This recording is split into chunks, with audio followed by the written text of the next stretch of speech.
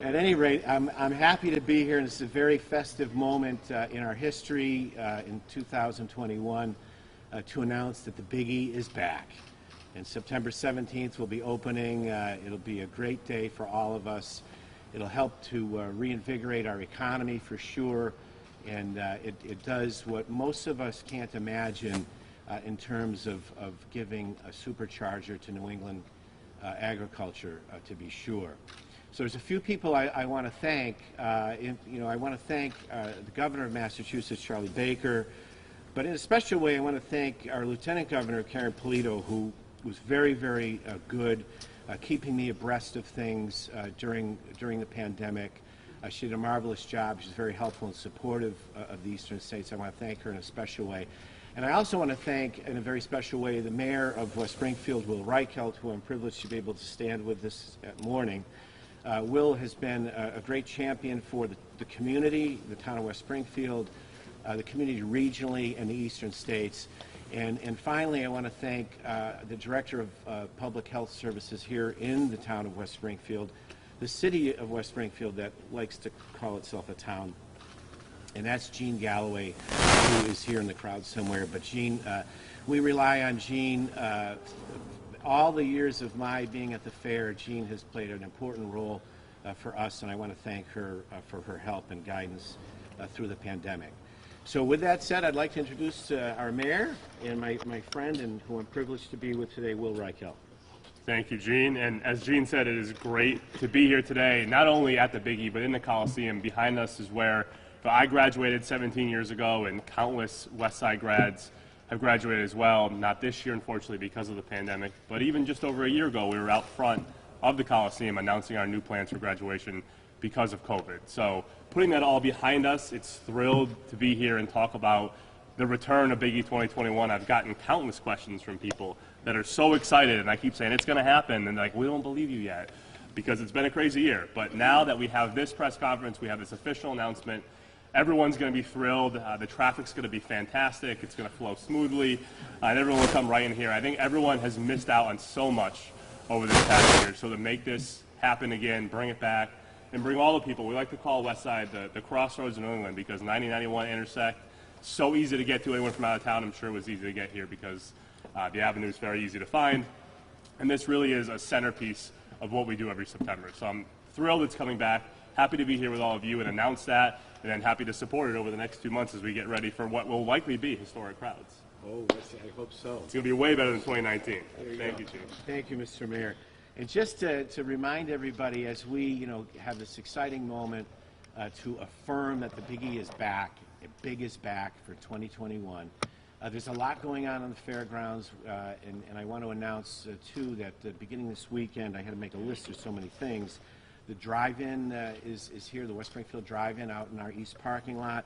People are responding to that. It's a lot of fun. And for those my age and older, we still remember the drive-in that was right up the street where Big Lots is located today. Starting on June 27th, the movies will run every night of the week, and it's on the weekends now. The Sam Adams Beer Garden is open. It'll be opening Thursday this week. Storeton Tavern, of course, is going on, as it always does. We have our people movers here, our big purple people movers, although they want to convince me they're blue. They're actually purple. Yeah, but they're here, and I encourage all of you, especially from the press, to take advantage, to take a lap around the fairgrounds. We tend to be familiar with the fairgrounds when the fair is running, but it's interesting to see it when it's not. And you can get a peek at the theater screens the drive-in theater screens that are out in the parking lot. So I encourage folks to take advantage and maybe take a lap around the fairgrounds. Our Storeton Village Museum and our gift shop is open on our beautiful village green, and life is coming back to normal on the grounds of the Eastern States. I encourage people to get to thebiggie.com so they can take advantage and appreciate all that the Eastern States is and has for our community. I want to thank everybody for being here today, and I'll open the floor up to questions. Who wants to be brave and ask the first one? I guess, Gene, what's the best part about going? We were here last summer when you guys unfortunately had to close the gates, and now here we are a year later. What's the best part for you? The best part for me is, Jim, there are so many people that depend on the eastern states for their living. A lot of local people and a lot of people who may not be so local, mom and pop, small businesses. It pained me greatly because those are the people that were front of mind when we had to cancel, because unfortunately some of them have gone out of business in the past year. So the best part for me today is to be able to realize that we can bring the economy back with the opening of the Big E, and that's powerful.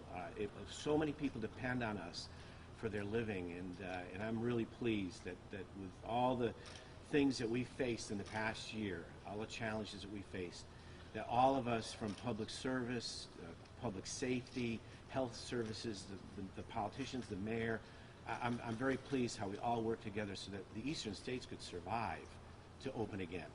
So you do expect full capacity this fall? Full capacity, unencumbered fare. Will there be any changes to adjust to the pandemic, any restrictions? Any Well, guidelines? I think, sensibly, people who are unvaccinated should be masked. And I think that's respectful both for the rest of the people, the community, and themselves. So we will be asking people who are unvaccinated to wear a mask. And of course, in the fair industry, what most people don't realize is that the agriculturalist has had to deal with viruses for 2 millennia. And we are very concerned in normal times about people's health. E. coli, for example, as the younger generations move further and further away from the farm, E. coli becomes a more predominant concern for all of us. So the fair industry is always proactive in making sure that its grounds and areas are clean. COVID certainly has re-emphasized that, and it's highlighted it, to be sure. So we will have enhanced cleaning protocols. But the good thing is, like I say, the agriculturalist and the fair industry is very in tune with cleanliness and keeping people's health secure. Tell me about the giant Ferris wheel, Gene. Oh, we've got a great big new giant Ferris wheel. And I'm very excited. It's taken us 5 years. It's taken 5 years to build it. It was first a concept that we hatched really for our 100th anniversary, but it took the North American Midway Entertainment, NAME, is our midway provider. So they had the Ferris wheel constructed. It was finished in 2020 during the pandemic. It'll be rolled out here at the eastern states, and wait till you see it. 150 feet tall? It's over 150 feet tall. It's the biggest Ferris wheel on the road, and it'll have very beautiful gondolas. It'll be in a very prominent space. I'm not going to tell you where it is just yet. Oh, yes, I will. It's out in front of the Better Living Center, and you're going to see it from far away. Can you talk about the fair's impact on West Springfield? Obviously, last year was a big financial impact, but we couldn't have it. Yeah, there was a tremendous impact to our community because, the DNA of the Eastern States Exposition in the town of West Springfield is completely interlinked, and it has been for over 100 years. A lot of the town grew up around the fair, and much of the town, some of the town's economy as well. So without a fair, there were a number of things that the Eastern States was unable to support in 2020, and now we're back at it. And those who rely on us, they can depend on us now again. So we're very, very excited about that. I'm born and raised within walking distance from where I'm standing right now here in the Mitten section of West Springfield, and I couldn't be happier. Are you at all concerned about that people may be hesitant to have big crowds still come the fall? That's a great question. I think that some people are going to be reticent, to be sure, but then there are others, myself and I'm sure many of you, who are very anxious to get back to normal. And I think one will compensate for the other, but we do anticipate that there could be a decline in attendance because of that. But our goal is to put on the best show ever, and we will. That's our commitment to the fair-going public. Mayor, what was the impact on the town's bottom line, the revenue, not having the fair last year and not having all the other activities that is being mentioned that go on here on the grounds? I think that's an important thing to consider. It's not just the Big E that provides an economic impact to the community in the region, but it's everything else that happens throughout the year. So the train shows, East Tech, all the agricultural shows that happen that bring, on some weekends, 30,000 people to the area. So our hotels and our meals tax did take a hit, about $1 million for the city that was lost, but that doesn't adequately show what was lost to the region as well, because the region feels a larger impact than just the city, where a lot of people are coming through Memorial Ave just to come here versus staying everywhere else and everything else that's impacted. So for us, it had thought, but for the region, it was huge. And to not have all those other events were big as well. Today marks the first day Massachusetts is no longer in a state of emergency, and this is a huge announcement. Would you say, Mayor, that this is a step in the right direction? We're getting back to normal? Absolutely, absolutely. And a lot of that had to do with, so Carly Kamasi, my chief operations, was right behind you. Our last day of the vaccine clinic, which is being run on the grounds of the Big E, is this Thursday. We've done, I don't have the exact numbers, but almost probably 10,000, 7,000. It's in the law school, not math school. Let's just say close to 10,000 shots on the grounds of the Big E. And then even before that, last year, was at the same place that we're running the clinic, or the vaccine clinic. They ran a testing clinic. So the Big E's been involved throughout this whole process. So the fairgrounds itself is great during the fair, but it's also a tool we partner with during times like this, where we need space, we need to do different things that the town doesn't have assets for. The Big E always steps up and helps out. So it is huge. It's great that we can make this announcement the same day the emergency order is lifted, and really have a positive outlook as we go towards September. What will visitors notice in terms of building capacity, in terms of sanitation, in terms of all those things, safeguards? So the steps are being taken as we plan for 21 to communicate, particularly with the 5 other New England states, about capacities in their buildings, because those buildings can be tight. They've been identified as the most tight spot on the fairgrounds, and so we'll be encouraging some traffic patterns in the state buildings. Fortunately, there are already traffic patterns that most people are kind of used to in those buildings, so there might be some enhancement to that, Jim. In terms of cleaning, we have a new waste company, USA Waste from Somers, Connecticut. It's a local company. It's important for the eastern states to support local business, and so we've switched over to USA. And I think people will see an improvement in the management and cleanliness of the fairgrounds just with that switch alone. What about having fewer vendors in order to increase space for distancing? Is that gonna... Yeah, unfortunately, there are some vendors who didn't make it through the pandemic, and so we might see a small decline in that. Hopefully over time that will rebuild itself.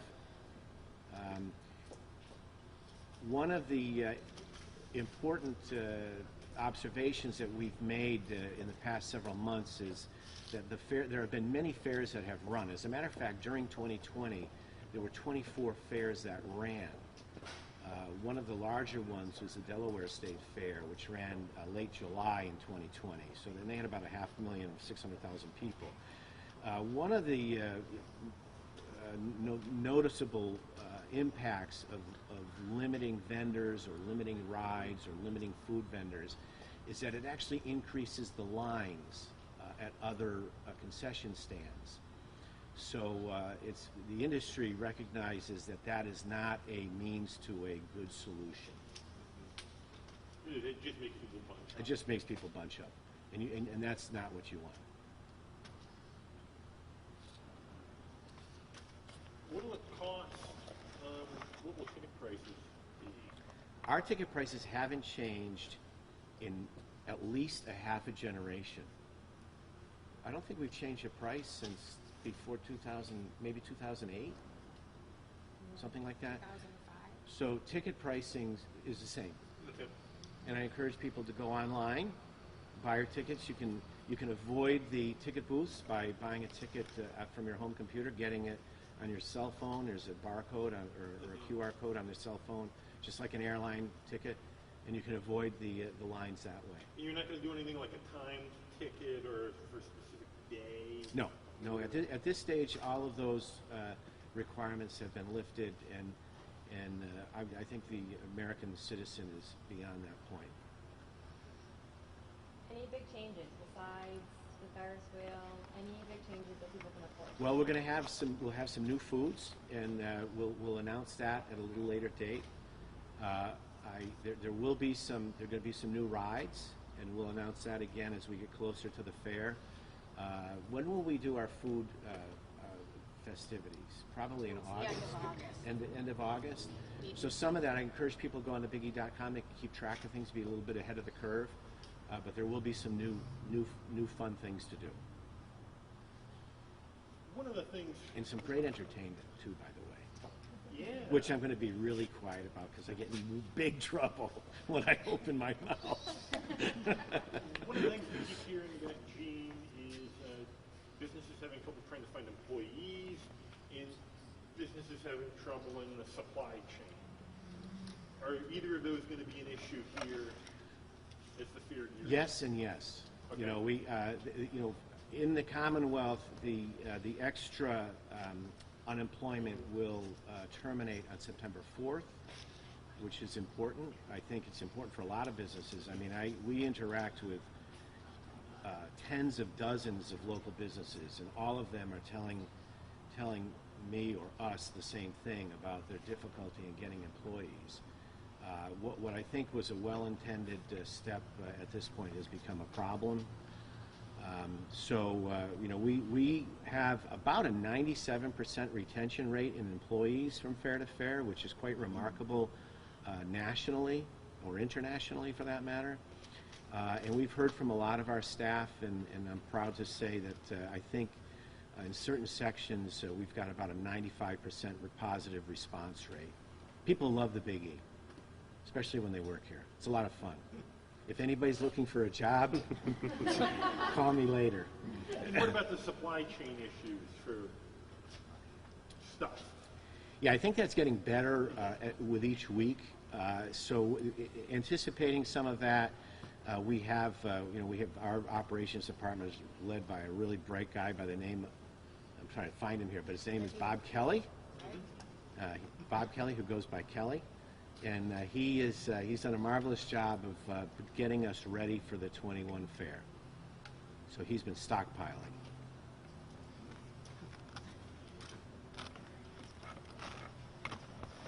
And what have you He's heard- embarrassed. I can see he's all red. What are you hearing from the different states about how they will run the state building? Well, I mean, fortunately, all of the states actually opened before the Commonwealth did. So the New England states are anxious to get back to the fair.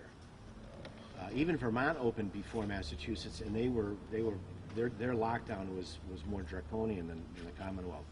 So the people from the states are anxious to get back at it.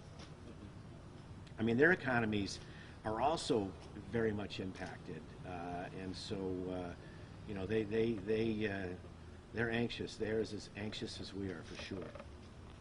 Anxious or excited? Excited as well. Anxious in a positive way. Okay. Yeah, anxious in the most positive way, but very excited at the fair. You know, this announcement is going to go a long way in the moments after we conclude today. It'll be up in Montpelier. It'll be throughout the capitals, and I'm sure that our sales department's phones are going to be ringing. I mean, you think about it, there's a lot of mom and pop operators from the New England states that, again, they rely on the Eastern States Exposition. So there's a number of people who are just dying. They've been dying to hear the news that we're broadcasting right now.